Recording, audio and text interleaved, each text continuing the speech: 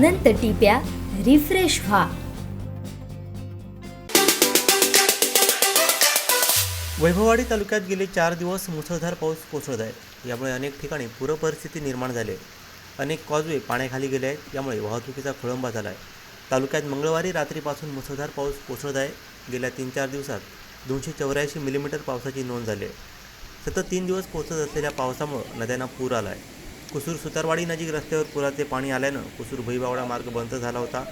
दिक्षी येथे कॉजवेवरती पाणी आल्यानं दिक्षी गावाशी संपर्क तुटला। एडगाव रामेश्वरवाडी कॉजवे, सुनाळी चव्हाणवाडी, तिरवडेतर्फे खारेपटण या गावातील कॉजवे पाण्याखाली गेले आहेत। त्यामुळे या मार्गावरील वाहतूक ठप्प झाली आहे।